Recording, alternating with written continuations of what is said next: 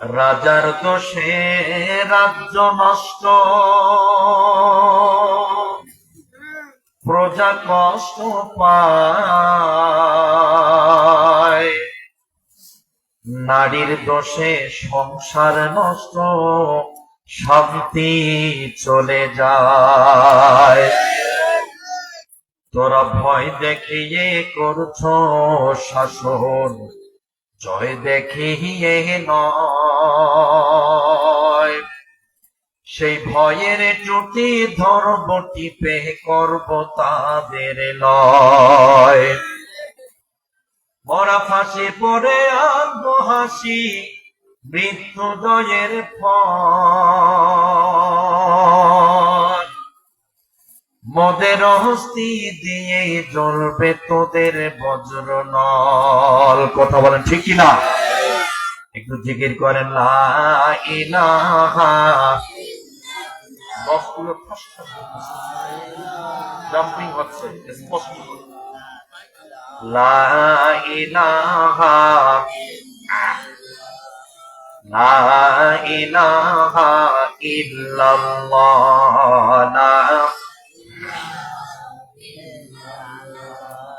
লা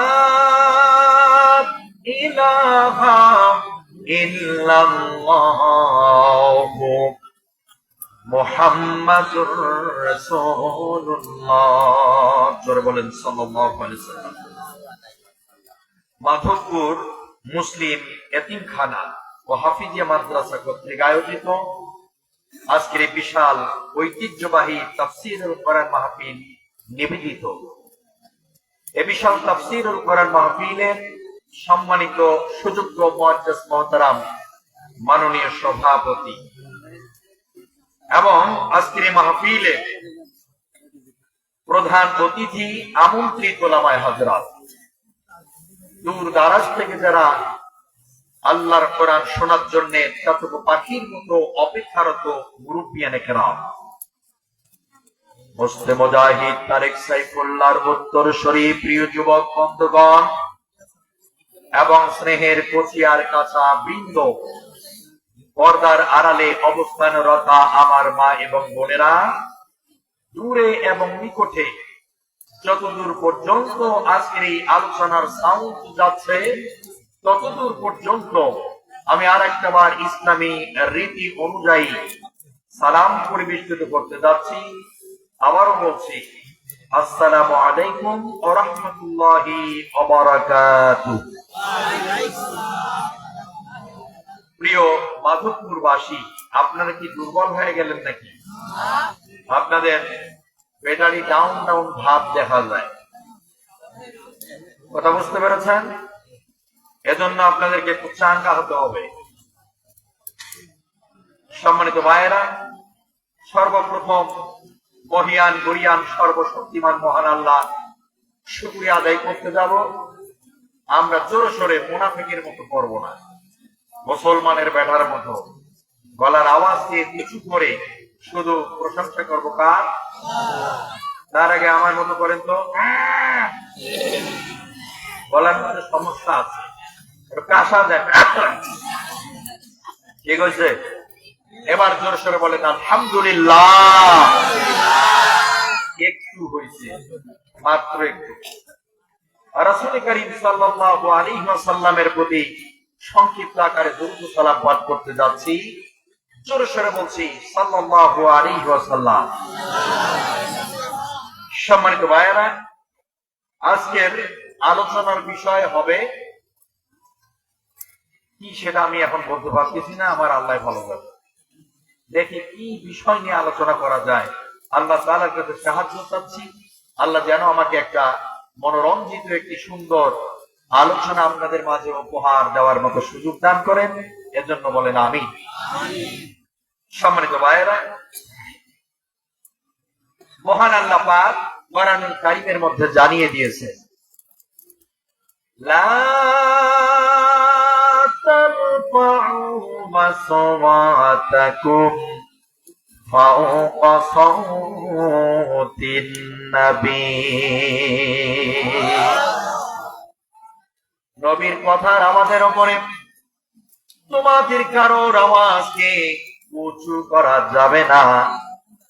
মহান আল্লাহ পাক বলেন, আমার নবীর কথার আওয়াজের ওপরে তোমাদের কারো কথার আওয়াজ উঁচু করা যাবে না। আল্লাহু আকবার। সম্মানিত মাধবপুরবাসী, এই 2024 সালেকেই বিশ্বনবী মোহাম্মদ রাসূলুল্লাহ বেঁচে আছেন। কথা বলে না কেন এদিকে? নবীজি এখন বেঁচে নেই, নবীজির ওয়ারিসটা এখন আছে না নাই? নাম কি? নবীজির ওয়ারিসের নাম কি? আরো জোরে বলা লাগবে, আওয়াজ হচ্ছে না। নবীজির ওয়ারিসের নাম কি? আলেম ওলামা। একটু শক্তি বাড়াইবে কথা বলার সময়। আমি একাই বললে হবে না তো, আপনাদেরও ওয়াশ করতে হবে, ঠিক আছে? মনে যেন থাকে। নবীজির ওয়ারিস হল আলেম ওলামারা। তারা যখন কোরআন বলার জন্য ময়দানে আসে, স্টেজের ওপরে দাঁড়িয়ে যায় বা কথা বলা শুরু করে, তখন কি কোনো আলেম তার নিজের বাবা মায়ের কিস্সা কাহিনী বলে? কি বলে? সবাইকে বলা লাগবে, কি বলে?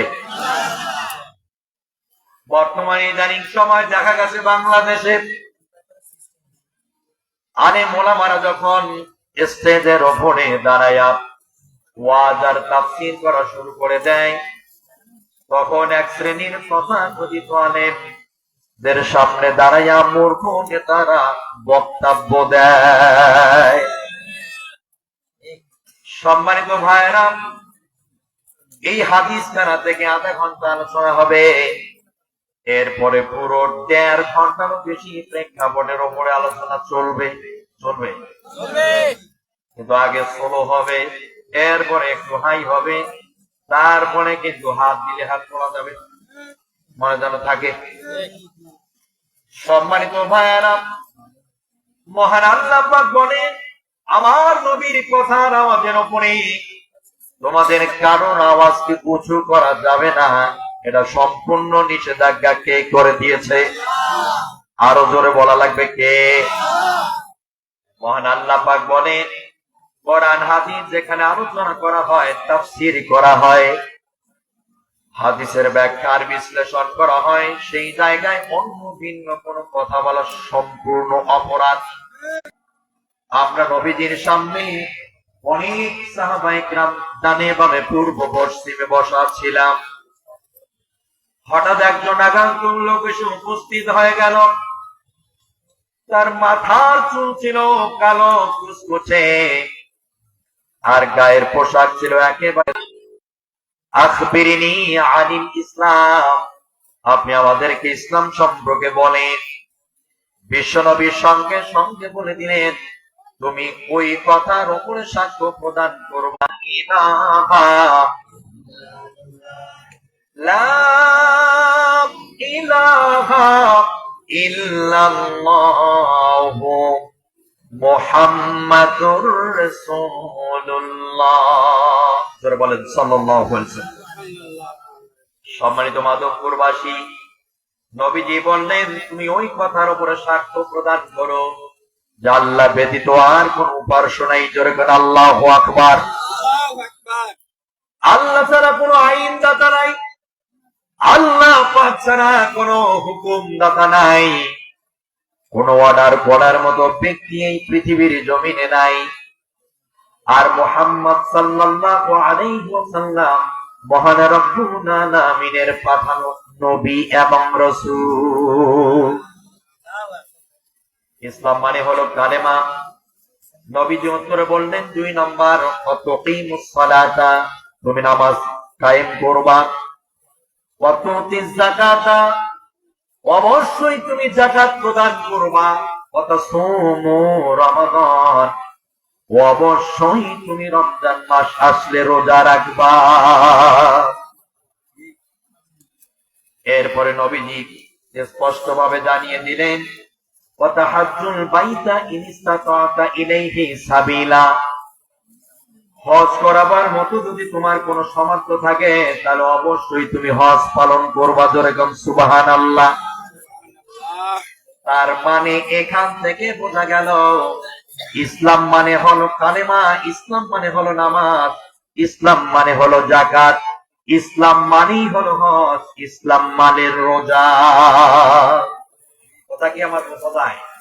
আপনারা মনে করতেছেন হুজুর বোধহয় এইভাবে গাড়ি চালাইবে নাকি? হাদিসটা তো আমাকে বলতে দেন। সম্মানিত বন্ধুগণ, তাহলে ইসলাম মানে এই পাঁচটি বিষয়, পাঁচটি বিষয়ের কোনো একটি যদি বাতিল হয়ে যায় তাহলে আপনার ইসলামের ঘরের একটি খুঁটি আপনার ভেঙে গেল। দুইটি যদি বাতিল হয়ে যায় জীবনে, দুইটি খুঁটি যেন ইসলামের ভেঙে গেল। তিনটি যদি না থাকে তাহলে তিনটি খুঁটি আপনার ইসলামের ঘরের নেই। চারটি যদি না থাকে, মাত্র একটি শুধু নামাজ কোন রকমে আপনি পড়েন, চারটার কোনো খেয়াল খবর নাই, তাহলে বুঝে নিতে হবে আপনি এমন একটা ইসলামের গাড়ির ওপরে উঠে বসেছেন যার বডি আছে তার চাকা নাই, চাকা আছে তার বডি নাই। সম্মানিত ভাইয়েরা, আল্লাহর হাবিব যখন এইভাবে উত্তর গুলো দিয়ে দিলেন, ওই লোকটি হুজুরের মুখের দিকে তাকায়া বললেন, অবশ্যই আপনি কলা সাদাকতা, সত্য কথা বলেছে। সে প্রশ্ন করলো, প্রশ্নের উত্তর নেওয়ার পরে বললেন, আপনি সত্য বলেছেন, মানে সত্যায়ন করতেছে, যেরকম সুবহানাল্লাহ। আমার প্রিয় মাধবপুরবাসী, আল্লাহর হাবিব যখন প্রশ্নের উত্তর দিয়ে দিলেন, এই লোক এবার হুজুরের মুখের দিকে তাকায়া আবার দ্বিতীয় প্রশ্নটা করে দিলেন। দ্বিতীয় প্রশ্নটা হলো, মুহাম্মদ সাল্লাল্লাহু আলাইহি ওয়াসাল্লাম আখবিরনি আনিস সাআতিহি। হে মুহাম্মদ সাল্লাল্লাহু আলাইহি ওয়াসাল্লাম, আপনি এবার আমাদেরকে বলেন যে কিয়ামত কোন দিন হবে, কখন হবে, কোন সময় হবে। বিশ্বনবী স্পষ্ট ভাবে জানায় দিলেন, দাসীর পেটে মালিকের জন্ম হবে যখন, কিয়ামতের খুব নিকটবর্তী তোমরা হয়ে যাবে ঠিক তখন। আমার প্রিয় ভাইয়েরা, দাসী মানে আপনার বাড়িতে যে মেয়েটা কাজ করে, আপনার বাড়ির যে চাকরানিটা রয়েছে, কাজের মেয়েটা রয়েছে, ওই মেয়ের পেটের ভিতর থেকে একটি সন্তান ভূমিষ্ঠ হয়ে যাবে। ওই সন্তান আপনার ওয়ার্ডার ইউনিয়নের মেম্বার অথবা চেয়ারম্যান হবে যখন, পৃথিবীর শেষ যে প্রান্তে আপনি পৌঁছে যাবেন ঠিক তখন। আমি কি আপনাদেরকে বুঝাইতে পারতেছি? মাথা নাড়ান কোন দিকে দেখি? এই দিকে থাকা। সম্মানিত ভাইয়েরা, নবীজি স্পষ্ট ভাবে বলে দিলেন যে মালিকের পেটে চাকরের নাকি, চাকরের পেটে মালিকের জন্ম হবে। কোনটা? কথা বলে খুব খারাপ লাগেছে বুঝি? খারাপ লাগে? চাকরের পেটে মালিকের জন্ম হবে মানে এই আপনার সমাজে, আপনার জনপদে যে মানুষটা চাকরের তুল্য অসহায়ত্বের জীবন যাপন করে, সুবিধা বঞ্চিত মানুষ, সেই মানুষের সন্তান এসে আপনার ওয়ার্ডের মেম্বার হবে। বুঝতে পেরেছেন? আপনার ইউনিয়নের চেয়ারম্যান হবে। আপনি তার হিসাব করেন না, সে আপনার আসনের মধ্যে এমপি হয়ে বসে থাকবে। আমার প্রিয় ভাইয়েরা, এখান থেকে বোঝা গেল যখন এই পরিস্থিতি তৈরি হয়ে যাবে তখন মানুষকে মনে করে নিতে হবে যে আমরা পৃথিবীর শেষ প্রান্তে পৌঁছে গেছি। এই যে 16-17টা বছর হাসিনার দেখলেন গ্রামগঞ্জে ইউনিয়নে যে নেতৃত্ব গুলো হয়েছে, আপনি দেখেন যে যত বড় মূর্খ সে তত বড় নেতা হয়ে বসেছিল। চোর যেটা, বাটপার যেটা, মদারু যেটা, সুদারু যেটা, সবচেয়ে বেশি জেনা করে, ধর্ষণের সঙ্গে জড়িত, দুর্নীতির সঙ্গে যার সবচেয়ে বেশি সম্পৃক্ত, ওই মানুষটা আপনার সমাজের নেতা হয়েছে, হয় নাই? সমাজটাকে পরিবর্তনের জন্যই এই কোরআনের তাফসীর গুলো করা হয়। তাফসীরে এসে যদি আপনি বুঝতেই না পারেন তাহলে লাভ কি হইল? হুজুরের সামনে এই ব্যক্তি প্রশ্ন করার পর আল্লাহর পয়গম্বর বলে দিলেন, দাসীর পেটে মালিকের জন্ম হবে। 2 নাম্বার, যারা একেবারে বকরির রাখাল ছাড়া তো অসহায়ত্বের জীবন যাপন করত।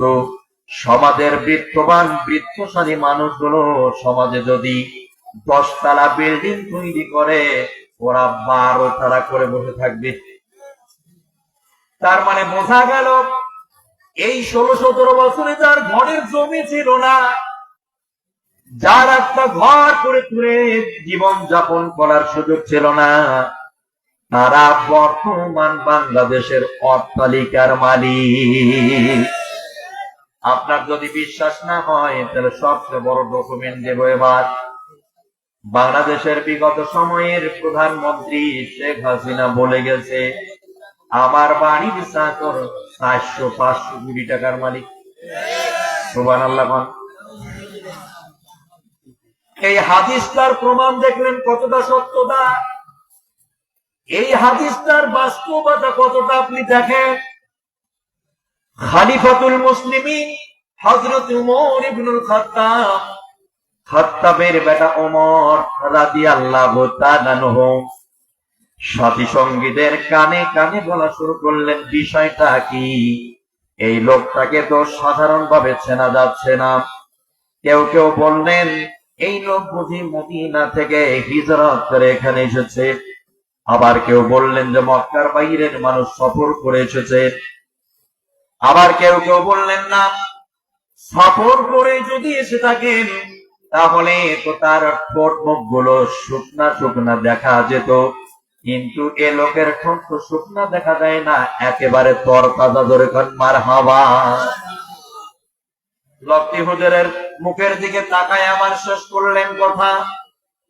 ওখান থেকে উঠে যখন চলে যাচ্ছিলেন, আল্লাহর পয়গম্বর জনাবে মুহাম্মদুর রাসূলুল্লাহ সাল্লাল্লাহু আলাইহি ওয়াসাল্লাম হযরত ওমরের ডান কাঁধে হাতটা দিয়ে বললেন, ওমর রে, তুমি কি এই মানুষটাকে চিনতে পেরেছো? হযরত ওমর রাদিয়াল্লাহু তাআলা বললেন, আল্লাহ এবং রাসূল তা ভালো জানে, আমি জানি না।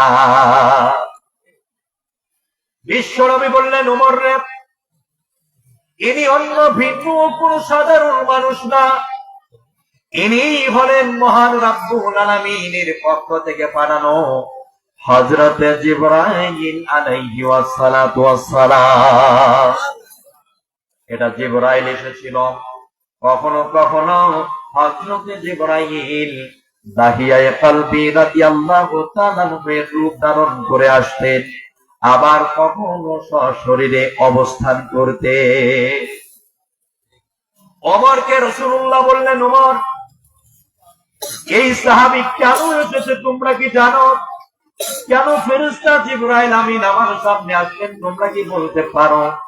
হযরতে ওমর বললেন, তাও জানি না, আল্লাহ এবং তার রাসূল ভালো জানেন।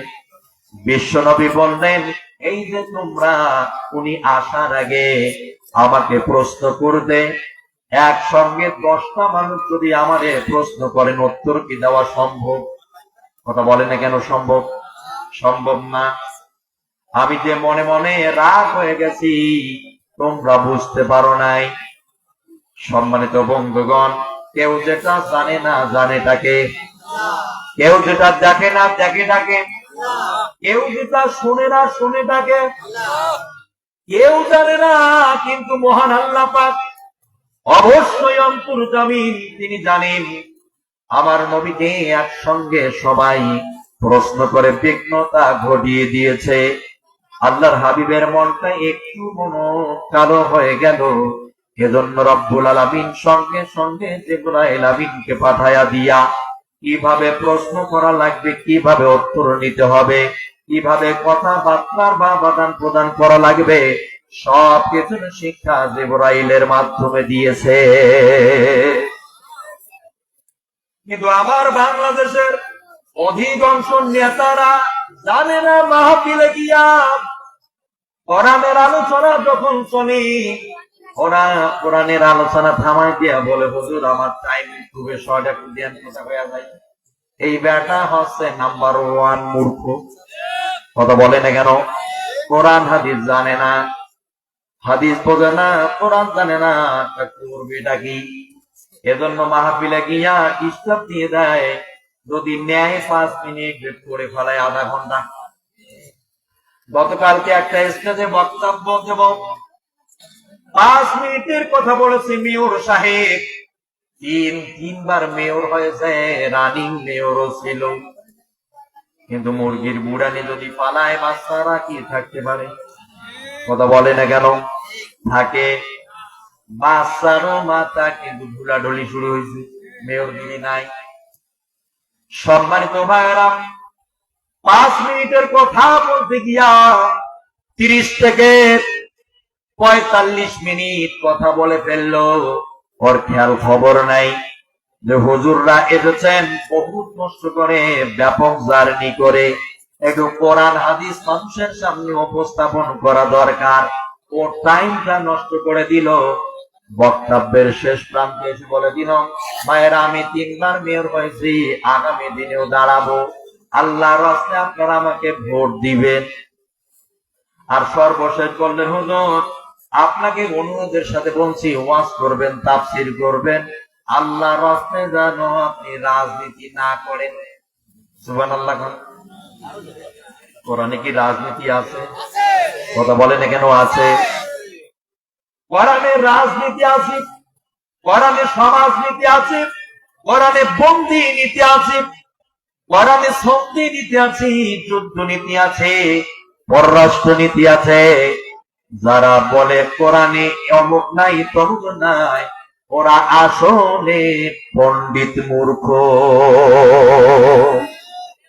আমার প্রিয় ভাইয়েরা, ঠিক এইরকম একটা প্রশ্ন করা হয়েছিল ইমাম আজম আবু হানিফার কাছে। ইমাম আজম আবু হানিফার কাছে এসে বলা হয়েছিল, হুজুর বহুত দলিল দিয়ে কথা বলেন, ডকুমেন্টারি পেশ করে দেন, কিন্তু আজ একটা আমি মাসালা জানতে চাই। সে মাসালাটা হলো পায়খানা খাওয়া মিঠানা থেকে। পায়খানা খাওয়া যায়? কথা বলেন এখানে যায়? যায় না। এটা মিঠানা দিতে হলো। ইমাম আজম আবু হানিফা বললেন, মুখের কথা কি শুনে তোমার বিশ্বাস হবে, নাকি প্র্যাকটিক্যালে দেখাইতে হবে? সম্মানিত মাধবপুরবাসী, ইমাম আজম আবু হানিফা বললেন, মুখের কথা কি শুনে তোমার বিশ্বাস হবে? মুশরিকটা বলে দিল, মুখের কথা শুনে দলিল দিলেও আমাদের বিশ্বাস হয় না, প্র্যাকটিক্যালে দেখালে ভালোই হয়। ইমাম আজম আবু হানিফা রাহিমাহুল্লাহ বললেন, যেহেতু মুখের কথা বললে বিশ্বাস হয় না, সেহেতু এখন প্র্যাকটিক্যালে দেখাতে হয়। তাহলে 2টা বাটি নিয়ে আসা হোক। বাটি চেনেন? বাটি চেনেন? কথা হয় না, মাথা নড়া পশ্চিম যাবি দেখি। মাথা নড়া কিন্তু মুনাফিকের চরিত্র। ওই হা কইলেও মাথা নড়াবে, না কইলেও মাথা নড়াবে। বুঝতে পেরেছেন? এটা কিন্তু আমি দেখতে পারি না। কথা বলতে হবে মুখ দিয়া। কথা বলেন ঠিক কিনা? ইমাম আজম আবু হানিফা বললেন, তাহলে 2টা বাটি নিয়ে আসা হোক। 2টা বাটি নিয়ে আসা হলো। ইমাম আজম আবু হানিফা রাহিমাহুল্লাহ বললেন, তাহলে একটার ভিতরে রসালো মাল নিয়ে আসা হোক, আর একটাতে শুকনা মাল। 2টা নিয়ে আসা হলো, সামনে রেখে দেওয়া হলো। ইমাম আজম আবু হানিফা বললেন, রসালোটা মিষ্টি, ওতে মাছি পড়ে বেশি, আর যেটা শুকনা এটা তিতা, এতে মাছি পড়ে কম। ইমাম আজম আবু হানিফা এই কথা বলার সঙ্গে সঙ্গে মুশরিক বলে দিল, আমার বিশ্বাস হয় না। মুশরিকের চিন্তা হলো, ইমাম সাহেব যদি বলে পায়খানা মিষ্টি, তাহলে পুরো এলাকায় ঘুরে ঘুরে বলে বের হবে, হুজুর খাইছে, না হলে কেমনে বললো মিষ্টি। আর হুজুর যদি বলে তিতা, পুরো এলাকায় ঘুরে ঘুরে বলে বের হবে, হুজুর খাইছে, না হলে কেমনে বললো তিতা। চিন্তা হলো এইরকম। কিন্তু ইমাম আজম আবু হানিফা বললেন রসালোটা মিষ্টি হতে মাছি পড়ে বেশি, আর যেটা তিতা এতে মাছি পড়ে কম। লোকটা বলল আমার বিশ্বাস হয় না, বিশ্বাস হয় না আমার। ইমাম আজম আবু হানিফা রাহিমাহুল্লাহ স্পষ্ট ভাবে বলে দিলেন, যেহেতু আমার মুখের কথা তার বিশ্বাস হয় না, দলিলাদি প্রমাণ তার সামনে উপস্থাপন করলেও বিশ্বাস হয় না, অথচ তামাম বহির বিশ্বে শুধু না উপমহাদেশের সমগ্র মুসলিম মিল্লাত আমি ইমাম আবু আজম আবু হানিফার কথা অনুযায়ী হয় না তার।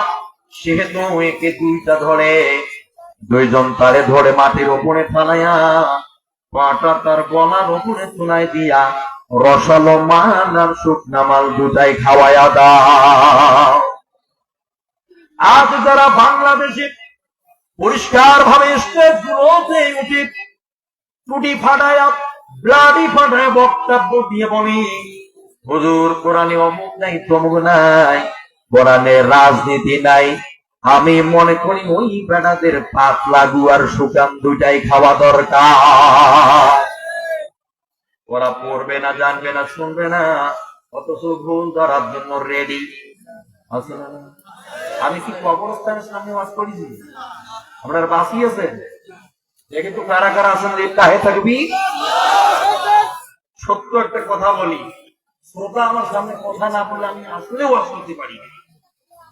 দেখেছি প্যারত ঘুষাইলেও আপনাদের ভিতর থেকে আওয়াজ আসে না। আপনারা চান যেখানে সুধার ভাবে চিল্লে আল্লাহ করে দিয়ে যায় না, কোরআন হাদিস থেকেও কিছু বলি। কি বলেন? কোরআন হাদিস থেকে তথ্য বিশ্লেষণ করে কিছু আলোচনা করে তারপরে কথা বলতে হবে, ঠিক কিনা?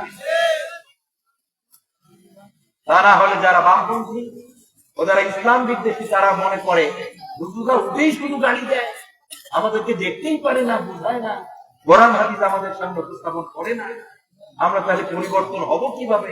আমাদেরকে তো আহ্বান জানায় না, ঠিক কিনা? এমনটা কিন্তু আমাদের কাছে পেশ করে। সম্মানিত ভাইয়েরা, এজন্য আপনাদেরকে বলবো আলোচনা অবশ্যই একটা পর্যন্ত হবে, কিন্তু আপনাদেরকে একটু পাওয়ারফুলি হইতে হবে। আপনারা হলেন আমার ব্যাটারি আর আমি হলাম ইঞ্জিন। ব্যাটারি যেমন চার্জ দিবে ইঞ্জিন ঠিক ওই রকমই চলবে, কিন্তু ব্যাটারি আমার সব হলো হাই ভোল্টেজ লাগবে। কথা বলেন ঠিক কিনা? আমার প্রিয় ভাইয়েরা, এই হাদিসের শেষ অংশ থেকে বোঝা গেছে যে পৃথিবীতে যখন যোগ্যতা সম্পূর্ণ মানুষগুলো যোগ্যতার আসনে পৌঁছে যাবে, তখন ঠিক বুঝে নিতে হবে ঠিক আছে পৃথিবী। আর যদি দেখেন যে আসলে যোগ্যতা সম্পূর্ণ মানুষ অযোগ্যের আসনে বসে গেছে, আর অযোগ্য মানুষগুলো যোগ্যতার চেয়ার দখল করেছে, আমি কিন্তু উঠেই বলছি বক্সগুলো বন্ধ করে দিতে। কথা বলার সময় আমি টের পাই যে চিৎকার করতে পারবো কিনা, গলা টানতেছে প্রচুর, যে দেখেন ওট শুকায় দিতেছে, একই চিৎকার করা যাবে? সম্মানিত ভাইয়েরা, দ্রুত মাইকটা ঠিক হয়ে গেলে আমি একটু কথা বলতে পারবো। ব্যাপক কিন্তু জার্নি আছে আমাদের, দয়া করে মাইকগুলো ঠিক করে দেন আমার প্রিয় ভাইয়েরা। তাহলে বোঝা গেল অযোগ্য মানুষগুলো সমাজের চেয়ার গুলো দখল করবে বা করে বসে আছে। কথা বলেন ঠিক কিনা?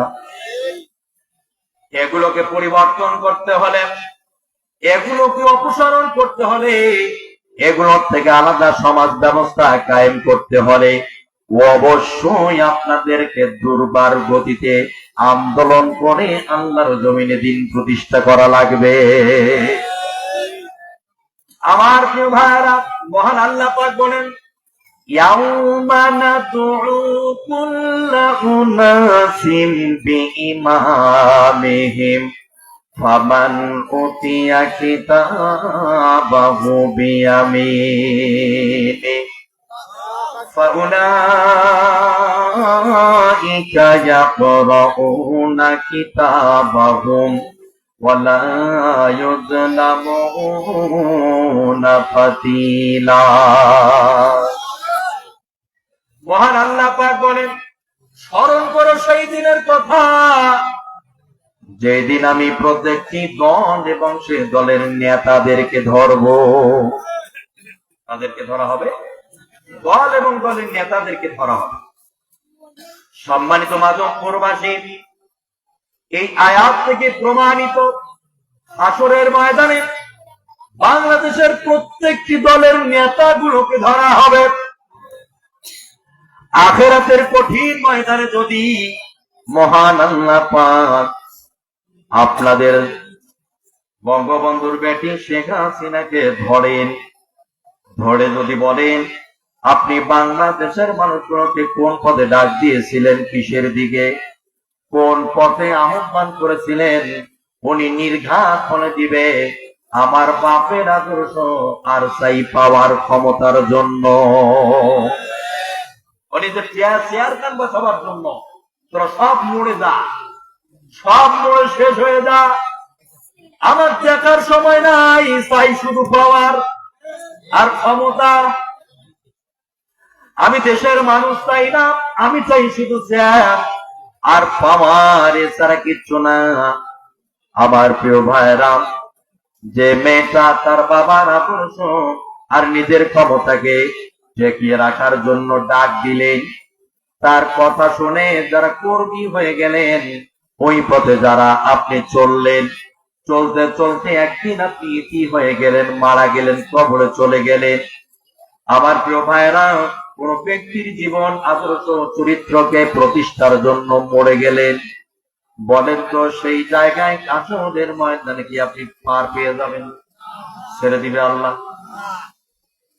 বিএনপির নেতা কর্মীদেরকে আল্লাহ পাক ধরবেন, ওরে বলবেন কোন পথে মানুষকে ডাক দিয়েছিলেন, দেশ জনপদের মানুষগুলো আপনাদের ডাকে সাড়া দিয়েছিল, আপনাদের পথে আপনাদের মধ্যে চলেছে, এখন আপনারা কিসের জন্য ডাক দিয়েছিলেন বলেন? ওনারা যদি বলেন আমাদের স্বামীর আদর্শ প্রতিষ্ঠার জন্য ডাক দিয়েছি, তাহলে কি এই কথা বললে আল্লাহর কাছে ছাড় পাওয়া যাবে? সম্মানিত ভাইরা, বাংলাদেশের জামাত ইসলামের নেতাদেরকে ধরা হবে। বিশেষ করে বর্তমান যিনি আমির ডক্টর শফিকুর রহমান সাহেবকে আল্লাহ পাক ধরবেন এবং জিজ্ঞাসা করবেন আপনি দেশ ও জনপদের মানুষগুলোকে কোন পদে ডাক দিয়েছিলেন বলেন। উনি নির্ঘাত বলে দিতে পারবে আল্লাহর জমিনে দিন প্রতিষ্ঠা অর্থাৎ ইকামতে দিনের জন্য ডাক দিয়েছি।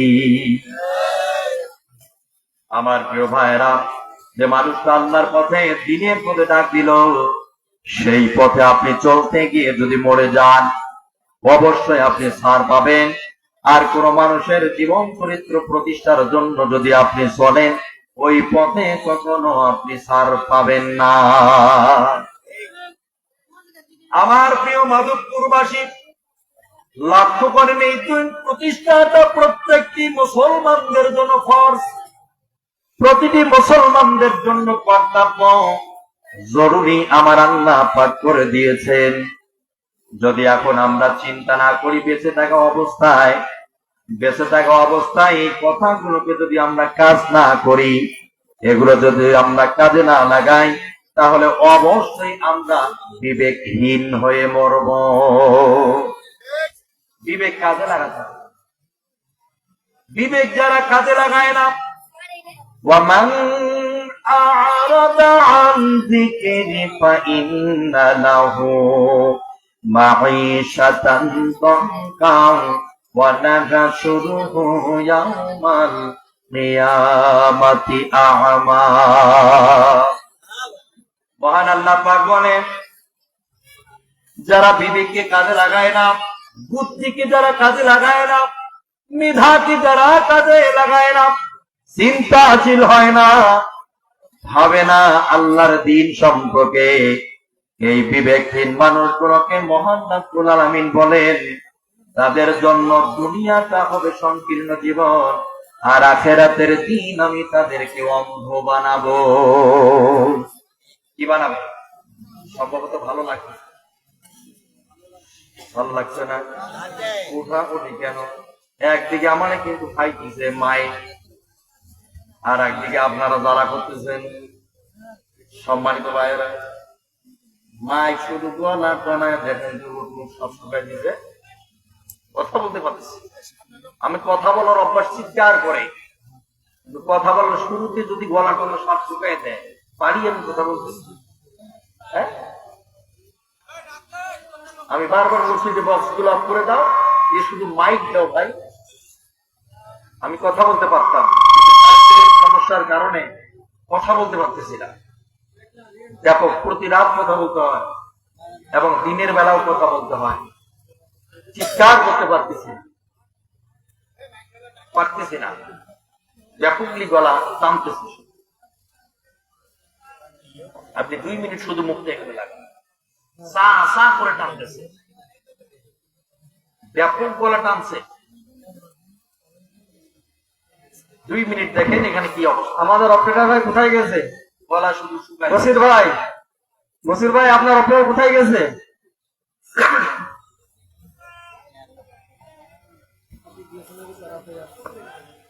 আল্লাহু আকবার, আল্লাহু আকবার। এই যে জার্নি করে যদি কথা বলতে না পারি, সব ব্যর্থ, ঠিক না?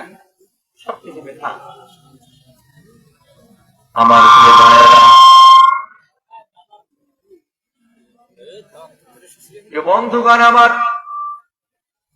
তাহলে বিবেক সম্পূর্ণ মানুষদেরকে মহান আল্লাহ পাক ছাড়বেন, আর বিবেকহীন মানুষগুলো কোনো ধরা খাবে।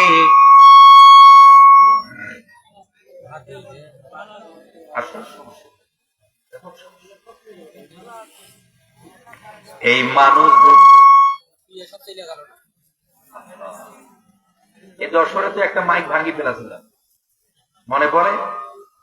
কোন জায়গায় যেন একটা মাহফিল আছে, এত মানুষ এসছে শোনার জন্য, কিন্তু মাইকটা চলে না। 3-4 বার বললাম চেক করে দিতে, তাও বললো না। সর্বশেষ ভাঙ্গে টাঙ্গে ফেলাই দিয়ে বাড়ি চলে গেছে। বলেন তো এই যে জার্নি আর কষ্টটা কি? কথা হইতো আমি স্পিডে কথা বলতে পারতেছি না, আমার শ্রোতারা মনে করতেছে আজকে ড্যাম, কিন্তু আসলে যে কেন ড্যাম হইতেছি এটা বুঝতে পারতেছে না।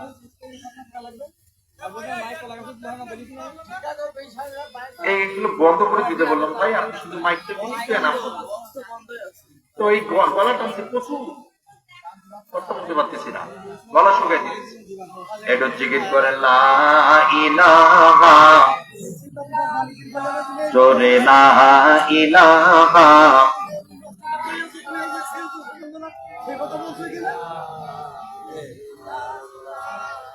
লা ইলাহা ইল্লাল্লাহু মুহাম্মাদুর রাসূলুল্লাহ। একটু জোরে বলেন তো সাল্লাল্লাহু আলাইহি ওয়াসাল্লাম। সম্মানিত ভাইয়েরা, কষ্ট হলেও কথা বলবো যেহেতু আসছি। আমার প্রিয় বন্ধুগণ, মহান আল্লাহ পাক বলেন বিবেকহীন মানুষগুলোকে আমার কাছে ধরা খাইতেই হবে। এই মানুষগুলোর জন্য দুনিয়া হবে সংকীর্ণ জীবন, আর আখিরাতের দিন হবে তাদের জন্য বড় ভয়াবহ অন্ধকারে তোলা হবে। ওই দিন মহান আল্লাহ পাকের সামনে দাঁড়ায়া এই বিবেকহীন পোষা মানুষগুলো আল্লাহর সামনে বলবে, ক্বালা রাব্বি লিমা হাশারতানি আ'মা ওয়া ক্বাদ কুনতু বাসীরা। হে আমার রব, দুনিয়ায় তো আমি চক্ষু বলছিলাম, এই দুনিয়া থেকে কবরে আসার পরে, মানে আজ এই হাসরের ময়দানে আপনি কেন আমাকে অন্ধ করে উঠালেন? মহান আল্লাহ পাক বলবেন, ক্বালা কাযালিকা আতাতকা আয়াতুনা ফানাসিতাহা ওয়া কাযালিকাল ইয়াওমা তুনসা। সম্মানিত ভাইয়েরা, মহান আল্লাহ পাকের সামনে এই বিবেক সম্পূর্ণ অসহায়ত্বের জীবনওয়ালা মানুষটা দাঁড়াবে। আল্লাহ পাক বলবেন, ক্বালা কাযালিকা আতাতকা আয়াতুনা, তুমি কি আমার আয়াতগুলো দেখো নাই? আমার আয়াতগুলো কি কেউ তোমার সামনে বলে ফুটে ধরে নাই? কোরআনের ব্যাখ্যা বিশ্লেষণ কি তুমি শোনো নাই? লোকটা ওই দিন বলে দিবি, জি হ্যাঁ আল্লাহ, যখন আলেমরা ওলামারা বক্তা মুফাসসিররা আমাদের সামনে কোরআন বলতো, তখন পায়ের রক্ত মাথার উপরে উঠে যেত। কথা বলছে না কেন? মেজাজ গরম হয়ে যেত, মাথা গরম হয়ে যেত, মনে চাইতো হুজুরদের থাপড়ায় ফেলাই দেই। সম্মানিত ভাইয়েরা, হাসরের ময়দানে মহান আল্লাহ পাক বলবেন, কাযালিকা আতাতকা আয়াতুনা ফানাসিতাহা ওয়া কাযালিকাল ইয়াওমা তুনসা। আমার আয়াতগুলো জানার পরে, কোরআন হাদিস বোঝার পরেও, সব সত্য জানার পরেও অস্বীকার করতে দ্বিধা করো নাই, যেমন আজ এই হাসরের ময়দানে আমি আল্লাহ জানি তুমি তো আসলে আমার বান্দা, আজ আমি অস্বীকার করে দিলাম, তোমাকে কে বাঁচাবে? কেউ আছে দুনিয়া? কোন নেতা আপনারা বাঁচাতে পারবে? কোন নেতা আপনাকে বাঁচাতে পারবে? কোন নেত্রী আপনাকে বাঁচাতে পারবে না। যেই নেতার কথা শুনে, যে নেত্রীর কথা শুনে আপনি হাতে অস্ত্র তুলে নেন, এলেম দিয়ে তুলে নেন, আদম দিয়ে তুলে নেন, আক্রমণ করেন, মানুষ হত্যা করেন, গুম করেন, খুন করেন, যারা মানুষ হয়ে মানুষকে হত্যা করার জন্য নির্দেশ দেয়, নিজে তো দেশটারে 12টা বাজায়া দিয়া এই দেশের মাটিটা রক্ত দিয়ে ভাসায়া চলে গেছে মামু বাড়ি দিল্লিতে। ও এখন 5 থেকে মাঝে মধ্যে বলে, তোমরা আন্দোলন করো, মিছিল করো, ব্যাপক আন্দোলন গড়ে তুলে আমাকে আবার দেশে নিয়ে যাও। তোমাকে দেশে নিয়ে আসার ব্যবস্থা চলতেছে, অবশ্যই এনে অবশ্যই জনসমক্ষে ফাঁসি দেওয়া হবে। টুস করে আসার দরকার নাই, একা একা আসার কোনো মানে হয় না। আপনাকে নিয়ে আসার জন্য বহুত সিস্টেম চালু হয়ে আছে। কথা বলছে না কেন? আজকে যারা বড় বড় কথা বলে, সমাজ ও দেশে অশান্তি সৃষ্টি করে দিয়েছে, ওরা বিবেক কাজে লাগায় না, ওরা বুদ্ধিকে কাজে লাগায় না। ওরা বড় গলায় কয় কথা, রাতারাতি হয় নেতা। বড় গলায় কয় কথা, রাতারাতি হয় নেতা। আকাম কুকাম সব করিয়া গড়ে নেতায় আস্তানা, আসলে সব পেট পূজায় আর ভোক্তা নেওয়ার বাহানা। ওদের আসলে সব পেট পূজায় আর ভণ্ডামিয়ার বাহানা। এই জনতার ভোট পাইয়া নেতার যখন আসে জয়, তখন নেতার পাইতে দেখা জুতার তলা হয় দেখয়, স্যান্ডেলের তলা হয় দেখয়। সামান্য সিগনেচারের জন্য লাগে, সিগনেচারের জন্য লাগে লাখো টাকা নজরানা। আসলে সব পেট পূজায় আর ভোটটা নেওয়ার বাহানা।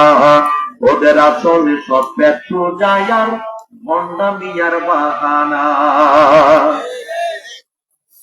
ওরা মিষ্টি মিষ্টি কথা কইয়া সাজে ইসলামের সেবক, আবার ওই দাবিতে নামলে মিছিল লাঠি চালায় বেধড়ক, লাঠি চালায় বেধড়ক। আলেম ভাইদের দেখলে ওদের, আলেম ওলামা দেখলে ওদের মাথায় ওঠে যন্ত্রণা। আসলে সব পেট পূজায় আর ভোটটা নেওয়ার বাহানা। ওদের আসলে সব পেট পূজায় আর ভণ্ডামিয়ার বাহানা। এই ভোট আসতেছে সামনে, কত নেতার হানি বেড়া বেড়ে বেড়ে, কত নিবেন পাঞ্জাবি টুপি পাগড়ি কত কি।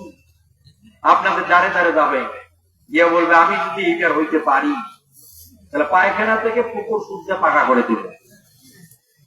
আর মানুষের এত বোকা, এই পাগল ছাগলের কথা শুনে ওদেরকে ভোট দিয়েছে। ওরা দেখে না যে নামাজি কিনা, এটা ইসলাম বোঝে কি বোঝে না, হাদিস কোরআনের কোন নীতিমালা মানতে পারে কি পারে না, দেখা শোনা নাই।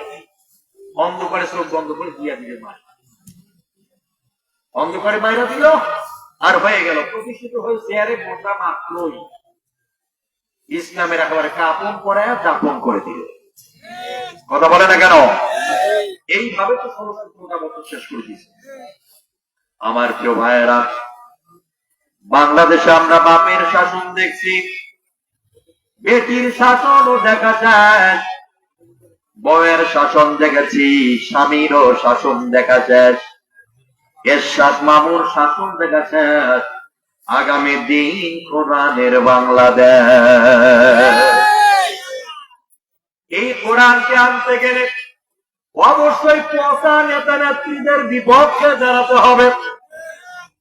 ওই যে হাদিসটা একটু আগে শুনে আসলাম, পরিপূর্ণ বর্ণনা আপনারা আমাকে করতে দিলেন না, কারণ যখন বলতেছিলাম আপনারা উঠে উঠে শুধু যাচ্ছেন, মনে করলেন যে হুজুর বোধহয় ভেদরা গাড়ি চালাবে না। আমি যে কথা বলতে পারতেছিলাম মাইকের কারণে সেটা বুঝলেন না। সম্মানিত ভাইরা, অপেক্ষার পর সুনিশ্চিত হয়, সেটা আপনারা আমাকে দেখাতে পারলেন না। আমার কেউ ভাইরা, এই দিক, এই একামতের দিক এত সহজ বিষয় নয়। আমার কেউ ভাইরা, এই দিন প্রতিষ্ঠার জন্য বাংলাদেশে অজস্র আলেমরা জান দিয়ে দিয়েছে। কথা বলেন ঠিক কিনা? বাংলাদেশের প্রখ্যাত আলেম দিন, যার কথা শুনলে মানুষ মিথ্যে ধর্ম বাতিল করে দিন গ্রহণ করতে বাধ্য হতো, তিনি অন্য ভিন্ন আর কেউ নন, পিরোজপুরের সন্তান শহীদ মরহুম আল্লামা দেলওয়ার হোসেন সাইদি রাহিমাহুল্লাহ। 13টা বছরে সন্ত্রাসী হাসিনা বিনা কারণে জুলুম করে আটকিয়ে রাখছিল। শুধু আটকিয়ে রেখে ক্ষান্ত হয় নাই, এই প্রখ্যাত বাংলাদেশের সম্পদ আল্লামা দেলওয়ার হোসেন সাইদিকে প্রকাশ্য জীবনকে ইনজেকশনের সিরিজের ভিতরে বিষ প্রয়োগ করে হত্যা করেছে। এরকম হাজার হাজার আলেম এই বাংলাদেশে একামতে দিনের জন্য জান দিয়েছে, প্রাণ দিয়েছে, জেল কেটেছে, আয়না ঘরে কঙ্কাল হয়ে হাড্ডি কুড্ডি পড়ে আছে। কত কত মুসলমানেরা গুম হয়েছে, খুন হয়েছে, দেশান্তরিত হয়েছে, দেশে থাকতে পারে নাই। অথচ আপনারা স্বজন মনে করেন যে শুধু তাফসীরের ময়দানে ওয়াজ শুনবো, শুনে এখানে ক্ষান্ত, তা না। কিন্তু দিন কি, একামতে দিনটা কি, দিন প্রতিষ্ঠা নাকি, এটা বোঝার চেষ্টা করলেন না, বিবেককে কাজে লাগালেন না, বুদ্ধিকে কাজে লাগালেন না। এইভাবে যদি মরে কবরে চলে যান, জাহান্নাম হবে ঠিকানা। আমার প্রিয় মাধবপুরবাসী, সহস্র কষ্ট হলেও কথা বলবো, লক্ষ্য করেন, বাংলাদেশে আপনি সারা জীবন নামাজ পড়েন, কেউ বিরোধিতা করবে না। বাংলাদেশে আপনি যাকাত দিয়ে দেন, কেউ বিরোধিতা করবে না। বাংলাদেশের আপনি নাগরিক হয়ে হজ করতে যাবেন, কেউ বিরোধিতা করবে না। এরপরে 30টা 29টা রোজা দিবেন, কেউ আপনার বিপক্ষে যাবে না। যখন আপনি বললেন আমি ইমানদার, এই জমিনে 3 প্রতিষ্ঠা করা লাগবে, আমাকে প্রচেষ্টা করা লাগবে, তখন এই সন্ত্রাসী হাসিনা জঙ্গি হিসাবে চালিয়ে দিয়েছে। ক্ষমতার দোহাই দিয়ে জানায় দেখায় আজমশান, ভালো করে টেনে দিও ওদের 2টি কান বন্ধু, ভালো করে টেনে দিও ওদের 2টি কান। ওরা ভোটের আগে সবে বোঝে, ক্ষমতার গদি খোঁজে, ভোটের পরে হয় ইবলিশ শয়তান বন্ধুরে, ভোটের পরে হয় ইবলিশ শয়তান। না হলে নীতির বদল চলবে এ গন্ডগোল, না হলে নীতির বদল চলবে এ গন্ডগোল, নাহির জাতির পরিত্রাণ ও বন্ধুরে, ভালো করে টেনে দিও ওদের 2টি কান বন্ধু, ভালো করে টেনে দিও ওদের 2টি কান। সন্ত্রাসী আর খুন ধর্ষণ, সদের কত নির্যাতন, সন্ত্রাসী আর খুন ধর্ষণ, সদের কত নির্যাতন, বাপনের ইজ্জত হয়রান বন্ধুরে, বাপনের ইজ্জত হয় না। যারাই নামে যারাই ওঠে বিদেশি আলোদের ঠোঁটে, যারাই নামে যারাই ওঠে বিদেশি আলোদের ঠোঁটে, রাখতে চায় রে দাদার মান। ও বন্ধুরে ভালো করে টেনে দিও ওদের দুইটি কানে বাদ, ভালো করে টেনে দিও ওদের দুইটি কান। একটু কান টেনে ধরে যাতে কথাগুলো ভিতরে ঢোকে। আমার প্রিয় ভাইয়েরা, যারা বস্তিয়ার মেধাকে কাজে লাগায় না, এরা হচ্ছে বিবেকহীন মানুষ। কি মানুষ? কথা বলে না, কি মানুষ? বিবেকহীন মানুষ। এদের বুদ্ধি কাজে লাগায় না, অথচ দুনিয়ায় মানুষের আদর্শ প্রতিষ্ঠার জন্য লড়াই করে। লেনিন, কার্ল মার্কস, মাও সেতুং এদের মতদর্শ প্রতিষ্ঠার জন্য জান দেয়, পিটন খায়, মরে যায়, শেষ হয়ে যাবে। তারপরেও তারা পিছু ছাড়বে না। আর মরার পরে মহান আল্লাহ তাআলার কাছে জান্নাত পেতে চায়, এই আশা জীবনে পূরণ হবে না। দুনিয়ায় বেঁচে থাকা অবস্থায় আল্লাহর দ্বীনের জন্য কাজ করলো না, ইসলামের জন্য কিছুই করতে পারলো না, অথচ মরে যাওয়ার পরে বিসমিল্লাহি ওয়া আলা মিল্লাতি রাসূলুল্লাহ, রাসূলের মিল্লাতের উপরে ঠেলে দিলেন। রাসূলের কোন কাজে লেগেছিল দুনিয়ায়? রাসূলের কোন সুন্নাহ প্রতিষ্ঠার জন্য কাজ করেছে দুনিয়ায়?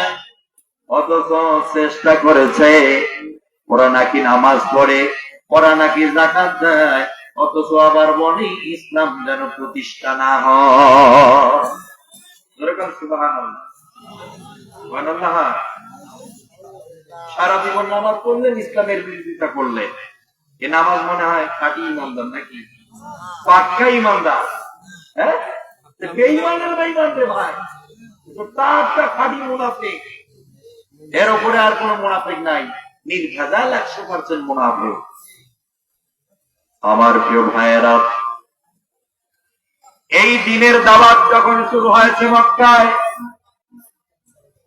কিছু কিছু নামাজি মানুষ প্রকাশ্য দিবালোকে বিরোধিতা করেছে।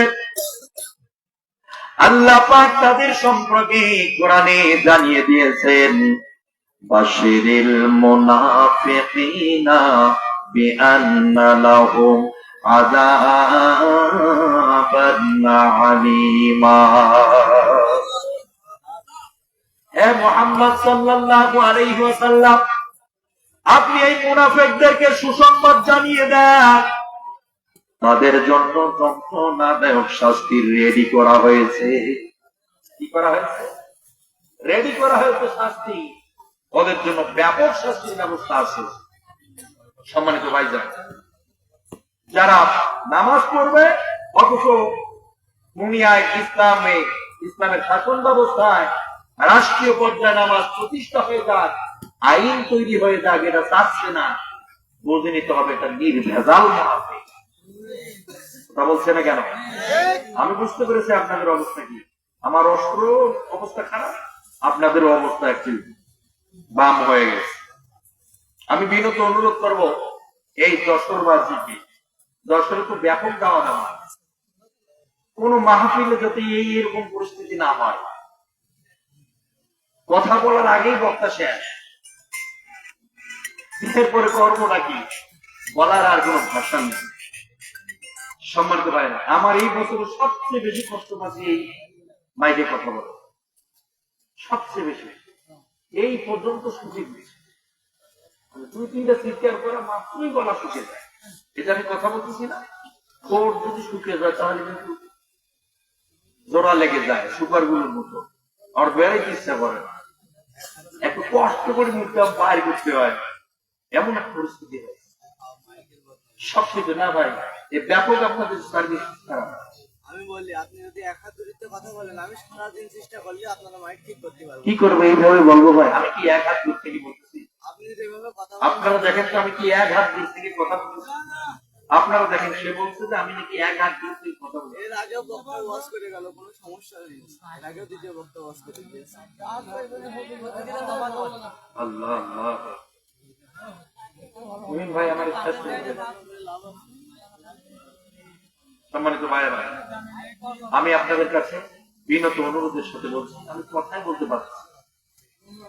আপনারা কি বুঝতে পেরেছেন? বোঝা যায় না আমি কিভাবে ওয়াজ করি? আমার ভিডিও গুলো দেখেন না আপনার? আমি এইভাবে ওয়াজ করার মতো লোক বলেন না? আমি শুরু করলে জানেন যে কিভাবে করবো, প্ল্যানিং থাকে, কোন টাইম নেই। এখন 5 মিনিট দোয়া হবে, আর মাইকের জন্য তোমার টাকাটা না দেয় বলে দিয়ে যাবো। আমার টাকা নেই বলে। আরবি ভালো করতে হবে ভাই। কিভাবে করবো বলুন? কিভাবে করবো? পারতেছি না। আমি আপনাদের কাছে বিনত অনুরোধের সাথে বলছি, আপনারা আমাকে আল্লাহ মাফ করেন। মন খারাপ করলে ক্ষমা করবেন। রাতে হয়েছে, তাছাড়া আমি কথা বলতে না পারলে সারা রাত আমি ঘুমোতে পারবো না। এই যে কত ব্যয়বহুল করে আমাকে নিয়েছি না।